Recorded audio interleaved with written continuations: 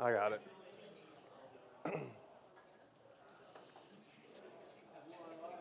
Okay. So my name is Sampson Chandler. Again, you can find me on Twitter at SecuritySampson or on Slack at Rusty Shackelford. My presentation today is an intro to software-defined radio. Just kind of give you guys a baseline on what it is, how to use it. I did want to do kind of a demonstration. We were going to do a key fob attack where we intercepted your key fob's unlock response and then go outside and see whose car we could unlock. The yardstick ones I ordered, unfortunately, got stolen off my front porch. So that's where we stand. So a little bit about myself. I'm a senior analyst with RSA Security. I've been with them for about 2 or 3 years. Been in the InfoSec world for about 5 or 6 years. Before that, I did help desk, another bunch of IT-related stuff. Just a quick disclaimer, the stuff that I'm presenting is for educational purposes. How you use it is up to you. There are some laws regarding SDR and what you transmit on, so be careful and do your research. So software-defined radio, first we have to cover a brief couple of concepts, just a basic. Wireless communication uses electromagnetic waves, if you didn't know. Kilohertz is 1,000 cycles per second, megahertz is million, gigahertz is billion. Wavelength is the consecutive point either from the high peak or the trough to the next one. Amplitude is the maximum height from the origin.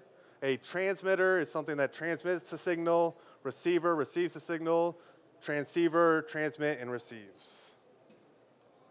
Radio signal analysis. So what we're going to look at today is 3 different types of modulation. You can think of modulation as kind of like encryption and decryption, about how that whole process works. So you're basically taking the signal and decrypting it or demodulating it to find out what information is available in the signal. This is a list of hardware. You have different transceivers and receivers. Don't really have solely transmitters. So a lot of people will look at the RTL SDR. That's a cheaper version. But you want to look at this when you're picking out your software-defined radio. 1, you want to look at price. 2, you want to look at the frequency and ranges it has to see what you want to do. The RTL SDR is about $35, I think. I don't know what the price is, but it's around that range. Blade RF depends on which one you get. At the time, I think it was around $300-something, but I think Nuand has come out with a new one. The Hack RF, I'm sure you guys have seen, that's about $200. Those are some more of the popular ones.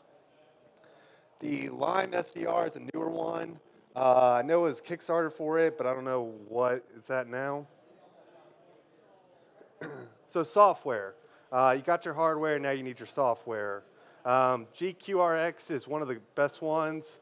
I've tested these on Linux, and I've tested GQRX, or no, not GQRX, SDR Sharp on Windows. I haven't tested anything on Mac, but I was talking to some of the SDR guys, and they were telling me that there's some binaries out there, and that they were actually using GQRX, so I guess it works fine. So GQRX and visualization, it's great for initial discovery if you want to see what you're actually looking at instead of just getting a bunch of information. There's also some web-connected SDRs, and if we look at that, this is the website I have listed in the slide. You can see the different frequencies they're operating at. You can actually go in and look at them, see what they're doing, and kind of get an idea of what you're looking for. And then this is kind of just an informal GQRX display. So at the top left there, you have your frequency selection. You have your options on the right-hand side. You can see the historical waterfall at the bottom, and then a better kind of graph representation of the signal in the middle there, just to kind of identify what you're wanting to extract and look at further. Another great resource is the RTL 433. It's a lot of stuff you can listen to, a lot of stuff you can decode. I've found some crazy stuff just listening. And then our key fob attack. So just a little background first. How many of you guys went to Wild West Hackin' Fest? There we go. Okay. So they had a lab here. I took the lab from there, just noting that. So the three types of modulation we're going to discuss are phase modulation, frequency, and amplitude modulation. There's two signals involved. You got the carrier and the information. Let's see here. Yep. So phase modulation, I might get a little technical here. It uses amplitude and angular, I think it is. So what we're going to be doing here with the key fob attack, we're going to employ amplitude modulated on-off keying with pulse width modulation for communication. And if you didn't understand what the heck that is, that's fine. Here's kind of a graph to better wrap your head around it. So at the top there, you can see that there's no modulation. And then when you do the on-off keying, basically unlocking your car, you can see that there's a straight line and then the little pulse and then a straight line and a pulse. That's you clicking the unlock button on your car. Pulse width modulation is basically taking that bottom line and then showing it right there. All you're doing is modifying the width of the pulse so that you can decode it. Think of it like your key on a lock, how it has the different cuts on it. If you had the same cuts every so often, they would unlock all the locks and it'd kind of be worthless. It's the same concept there. And this is just going over amplitude shift keying and on-off keying again. This is the main thing we want to look at for our key fob attack. So the first thing we want to do is a recon. You want to get the FCC ID off your key fob. It's usually, mine was on the very front of it, but you might have to pop open the key fob to look up the FCC ID, and it'll clearly say it. And if you can't find it on there, typically 315 megahertz or 433 megahertz is kind of a good guess to go on. When I looked up mine, I didn't get anything, but with some further research, I found that it was just under a different number. So I have a Ford Focus, and then looking at it in the FCC's website, you can find user manual, schematics, diagrams, everything you possibly want to know about that key fob before you make your attack. And again, the more information, the better. When I looked more into it, it uses the 315 megahertz range. And then they have this little legal blurb at the bottom saying that 267 and 322 is for federal government use. How they would identify that for a key fob when you're trying to do that, I really don't know, but I guess heed the legal warning, which is why I put that disclaimer in. Receiving radio waves is completely legal and you're not going to get in any trouble, but when you transmit, you have to be careful what frequencies you transmit on. A lot of them are regulated and you can get into some trouble. I don't know how they monitor it. I know some of the ham radio guys will get mad if you start broadcasting on it, but they apparently have people that drive around looking for rogue signals. I've never heard of it, but again, use at your own caution. This is kind of a horrible graph that tells you what frequencies are being used, what you can use. But again, listening is completely legal, so you know, you can obtain a lot of information just from listening. And then attack, again, I was going to use the yardstick 1 to transmit it. This is kind of just showing you what modulating does. You have your signal, your modulation, and then it makes the signal wonky. And then this is just going over GQRX. We have our database range at 75. Again, this was taken from Wild West Hackin' Fest labs, and I'll cite that source if you guys want to do this at home with your own RTL SDR and yardstick 1. When it says OOK, that's the on-off keying. There's a tool called OK tool, just one word. I want to say it's in the repository of Kali, but if not, there's a GitHub page you can easily download it from. So once you have your key fob, so you press unlock on your key fob, right? And you've got the signal. And you can see here, each one of those blue waves, how it kind of goes up and down, that's you pressing unlock. They did this a bunch of times just to demonstrate it. But then when we enhance the photo or zoom in, you kind of get this the more you zoom in. And this is what you're looking for. So you can kind of see at the end there where it drops off, that's where it starts again. So what you would want to do is cut this little wavelength right here, and that's going to be your signal you want to use. And then this is what it looks like in binary. You can see that the signal starts, you have your encrypted payload, and then a static payload. Just to kind of give you a better idea of what you're looking at. Now, the way that this attack works is with key fobs nowadays, when you press unlock, it sends a code to your car that unlocks it. But it uses a different code every time. So the way we were going to do it in here was we press unlock, we're away from the cars so that it doesn't unlock it, but we still have that code stored in our system until we replay it outside and then see whose car unlocks. They changed this because when key fobs were first introduced, they didn't have this. So you could drive up and down a parking lot, and let's say you got your hands on a BMW key fob. You could just drive down clicking unlock until somebody's BMW unlocks, and you would, I mean, a lot of cars were stolen that way. Second thing we were going to do or kind of look at is build a rogue GSM BTS. So the way I kind of got into SDR was my fiance's parents own a lake house out in Pomme de Terre.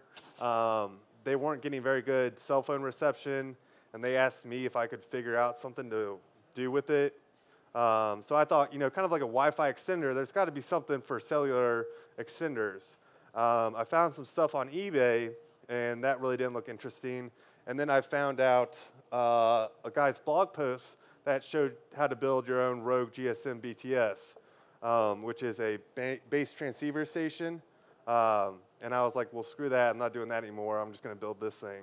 And I learned a lot about how cell phones work. I knew something about GSM and CDMA, but this looked a lot cooler. I don't know how legal it is, so again, hesitation with this. Not too many cell phones use GSM anymore, but it's definitely fun to try out. One of the ideas I had was building our own GSM BTS, handing out some, what's it called? Not the micro SD cards, but SIM cards, yeah. And then creating our own cellular network here just to test out, see what we could do. I've got all the instructions in the slides in case anybody's interested in doing that. Again, the way cell phones work is they're constantly looking for the closest tower or base transceiver station. They don't care. I mean, they care based on your SIM card who your provider is. So if you have AT&T, they're looking for the closest AT&T tower. So if you set up this GSM BTS and your cell phone uses GSM, all it does is look for that closest one and grabs the one with the closest signal. So you can basically do a man-in-the-middle attack very easily. And I'll go over some of law enforcement's uses with this and why it's kind of shady. But what you're going to use is Yate and Yate BTS. I don't know if that GitHub repository still works. I don't think it does. I'll get a new one. But you build it out. Once you have it, you're going to manually configure it. You have your radio band. You have your MCC, which is your mobile country code, and MNC, which is your mobile network code, I think. Yeah, so mobile country codes and mobile network code, yeah. Now the hard part is getting these numbers. I stupidly decided to call AT&T and ask for these numbers, and they first were like, well, I don't know what that is. And then the second they came back and were like, yeah, we're not giving that to you. You can look it up online, but I had some trouble with it. You can also just use special characters to say, I'm open to everything. I mean, use that at your own risk. I was just trying to use it with my cell phone because I figured if I got in trouble, it's my cell phone. But that's not really the way it works. Your provider owns that network, so again, you wouldn't go penetration testing somebody else's network, so be careful. And then this is what the UI would look like. Again, you pretty much did the same thing by editing that config file. You've got your MCC, your imminency, your max decibels. Pretty much everything is set. You just kind of want to set your imminency and MCC, and then you can go from there. You can enable GSM, tapping to see. So I was able to get text messages on an old throwaway phone. You start it up, and then this is what it kind of looked like. I could see that it was named My Evil BTS, and I was just seeing if it would connect to it. And then you can do some other crazy stuff. You can use it as a proxy. You can sniff unencrypted GSM traffic. When I did this a couple of years ago, I set this up in my apartment, which wasn't in the best place. I got a lot of drug dealer texts, and really great stuff. And like I said, it's in constant contact, always trying to find that cell phone tower. So really any GSM phone will latch onto it. It's got super weak encryption. Cell phones have gotten better, but the way they communicate has stayed the same for the last 15, 20 years, with nobody really caring to upgrade it. So basically what you have here is you have a basically detailed man-in-the-middle attack with your malicious BTS and how that works. And then you have law enforcement use. I'm sure you guys have all heard of a stingray. So their argument was that since your cell phone is connecting to our MZ catcher or stingray, it's your fault. And that's how they kind of bypass probable cause. They had two modes. Active, which extracted your MZ, metadata, and a bunch of other stuff. And then this was just a chart showing known stingray use. Missouri had it by a local state police or local police. Iowa didn't have it or no recorded simulators, so that's good. And then, so what are some of the other things you can do with SDR? What I would recommend is basically getting an RTL SDR, starting your own radio receiver, trying to get radio stations, AM, FM. You can also track ships via AIS or Automatic Identification System, I think is what AIS stands for. Basically, ships have a transponder that constantly broadcasts out their location. That way they don't hit each other. You could use it for that. You could also track aircraft via SMO transmissions. Again, they have a transponder in there. Just a lot of cool, interesting stuff you can do with this stuff. You can play with LTE. Again, I don't know how legal that is because it's not your network. But again, so look up the laws and a bunch of other things. If you have any questions, I'll be around after the meeting. Show you all some more cool tricks of stuff we can do, and that's it. And then, if you haven't heard, Larry Pesh is kind of one of the big deals in this. He does like the Security Weekly podcast. I got some of the information from his KringleCon SDR video, the Black Hills Information Security Wild West Hack and Fest. There's the lab that we were going to do with the key fob. And then the evil socket is the instructions on how to build your own GSM. Thank you.